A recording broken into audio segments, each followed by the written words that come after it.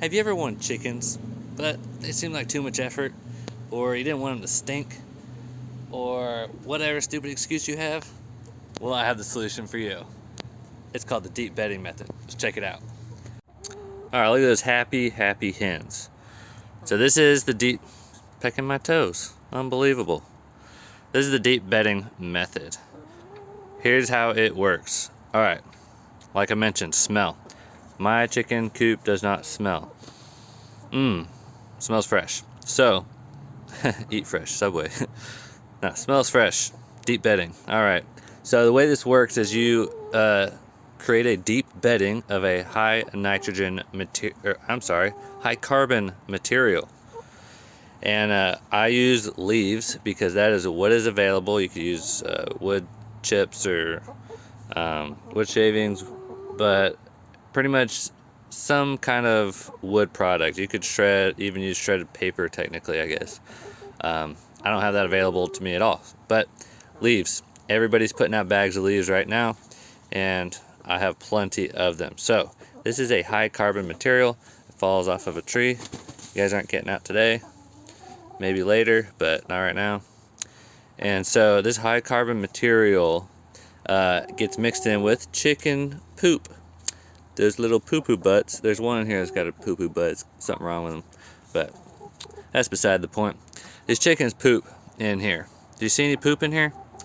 No, you don't see any big dollops of poop, and that is because chickens have this wonderful tendency to scratch, and they scratch the leaves around. You know, these chickens don't listen very well.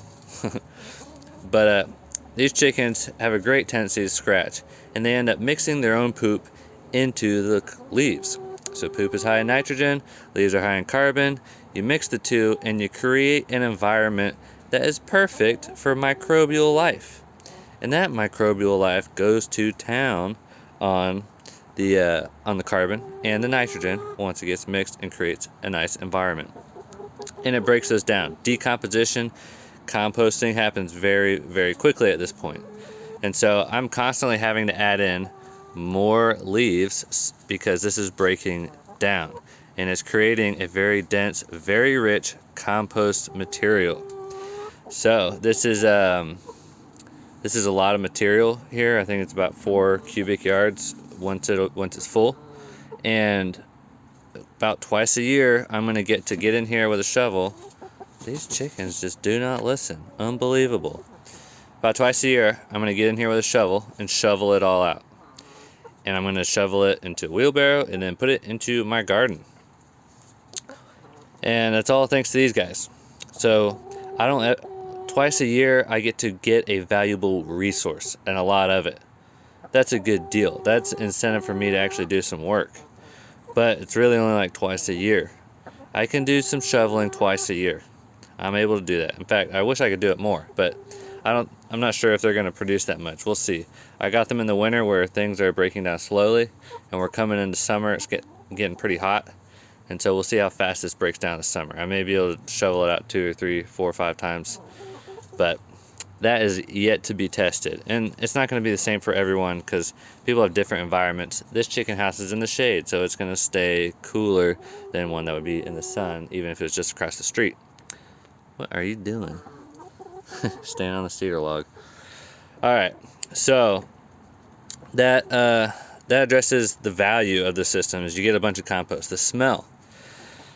Microbes in this type of environment break things down very quickly, and so you don't get a smell. You don't get this buildup of urea and nasty stuff that is disgusting. And remember, high nitrogen, when you have too much nitrogen, it's going to get smelly. It's like an animal. If it dies and lays there, it rots and smells bad. That's not good. And that's because an animal is a high nitrogen creature. We're all creatures, so we're high nitrogen. And we would smell. But when you mix that with carbon, it does not smell. What was the other value? Low maintenance. Yeah, you're literally dumping a bag in here every few weeks to a month of leaves. I don't have to come out here, every month and sweep out the chicken crap or anything.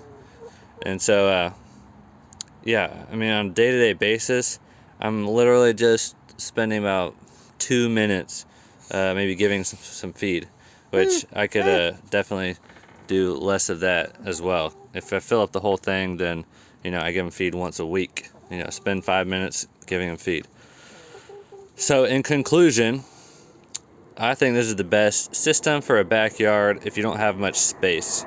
Pastured poultry is great, and these guys get to come out sometimes, but the reality is, if I let them out all day, they're gonna get eaten. These are slow chickens, and they have one job, and that's to produce eggs. And they have a bunch of secondary jobs, which is to scratch and catch bugs, which they're good at. They do that, and I don't have any problems with that. So that's the value of this type of system, and I think everyone who has a backyard can keep one of these. This is 5x8, 3 hens, keeps us in eggs. So that's a pretty good deal.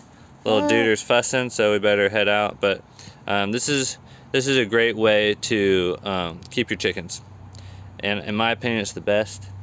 And everybody should have a chicken house in their backyard. Super easy. It doesn't have to be this fancy.